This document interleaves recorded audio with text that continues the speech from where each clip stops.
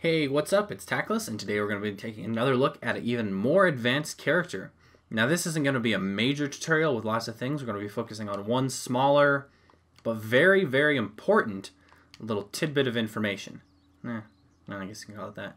Pretty much, this system I'm about to show you is the basis for the system that one of my worlds became one of the most popular worlds ever uploaded to Project Spark, at least for a little while.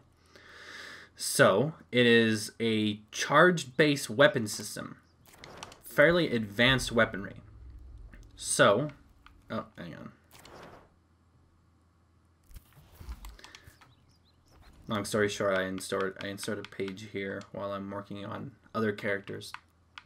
Oh, delete page, delete page. There we go. Here's the page. This is exactly the same character that was in my intermediate character tutorial. This time, we're going to give him a missile burst attack. That's what I'm going to call it. You can call it whatever you want. You can kind of do whatever you want. I'm just going to be showing you the framework for how to do it. But it's going to charge up over the period of 5 seconds. Then, after 5 seconds, it will allow you to fire it. And then the firing will go on for 2 seconds or so. And then it'll end, recharge, and go on. So, I'm going to go to the bottom. Let's go right here. I'm going to put a few lines, the blank code. So, step 1. Oh man, where do I begin? Let's establish what our variables are going to be called. We're going to be going through a number of different variables, a couple numeric, a couple Boolean, and I will show you the simple way to do it, but there's a more complex way that also allows for a little more flexibility. So, first we're going to be making a repeating timer, and this will function as the charging up mechanism for our attack. So I always like to do 0.1 loop countdown, 0.1 loop, and then we're going to grab a numeric variable called missile burst, and this is going to be incremented up by 0.1. So essentially every second it goes up 1, but this way it'll even count up when there's not a complete second going on. Plus it makes animations look smoother and whatnot when it counts up in tenths of a second rather than full seconds. So we have our missile burst that'll be incremented up by 1. Next, we have to assign how full the missile burst is going to be at the beginning of the level. So once the missile burst is going to be equal to 5. Next, we're actually going to add the bit where the missile burst is important. So I'm going to choose the left bumper to fire this mechanism. So one left bumper, but if I just, for this attack, I want it to last for about 2 seconds. If I program the attack directly to the left bumper, I would either need to press and hold the left bumper the entire time, or it wouldn't work. It's just, the game's a little finicky like that. So, instead of assigning it to the left bumper, we're going to assign a Boolean variable and build the attack inside our Boolean variable. That way, we can have an attack last for 2, 3, 10, as many seconds as you want. And you can have more flexibility, and this is just, it's the more flexible way to go. It's a little more complicated, but that's never slowed me down. So, next I'm going to do when left bumper is pressed and when the missile burst is greater than or equal to, and that's important. You can't just do equal to because our counter will count above 5, which is the energy counter we need to fire this bad boy. We'll get to that in a little bit. But it needs to be greater than or equal to 5.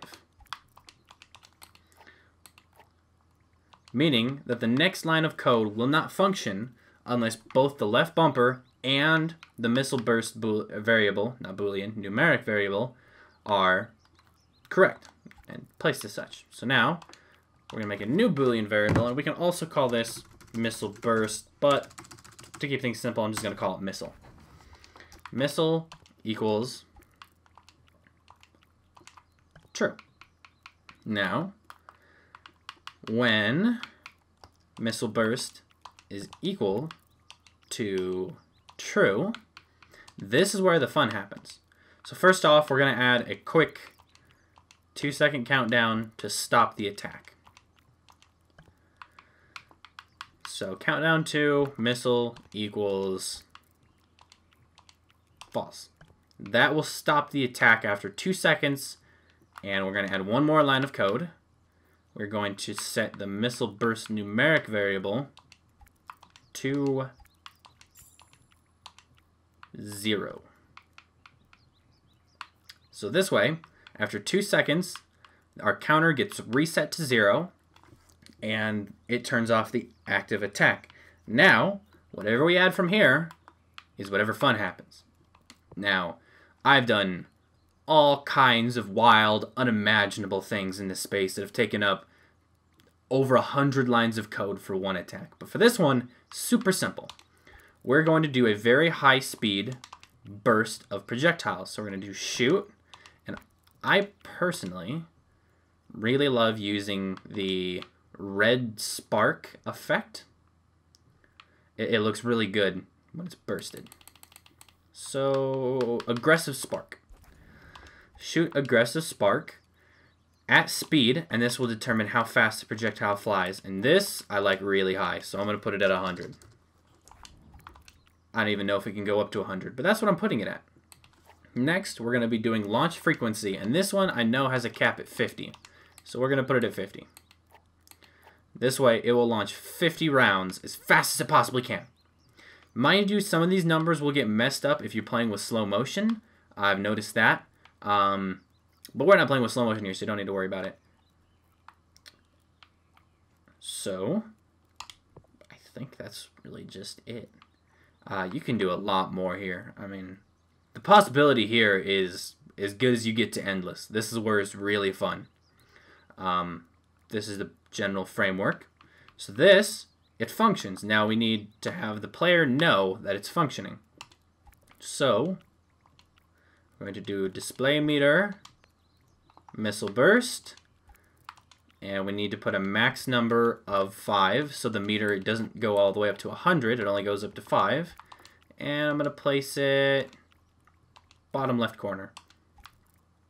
And going to make it, I'll leave it red since it's a red missile burst.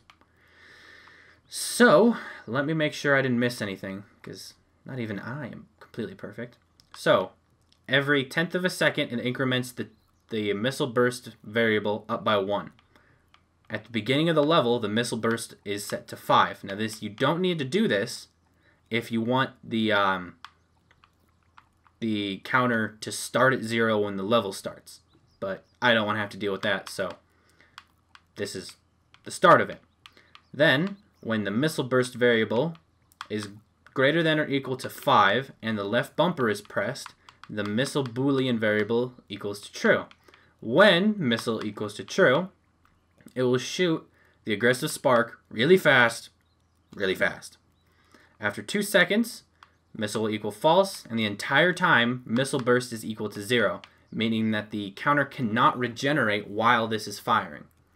As soon as this ends, though, it will immediately begin to regenerate again. And at the bottom, it's displaying the meter the entire time. So, if all this... Oh, hang on.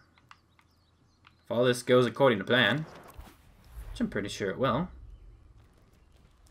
that little bottom bar there in the corner shows that it's ready to go. So I'm going to aim down sights, if you remember how to do that from my previous tutorial, and I'm going to try to shoot this goblin down.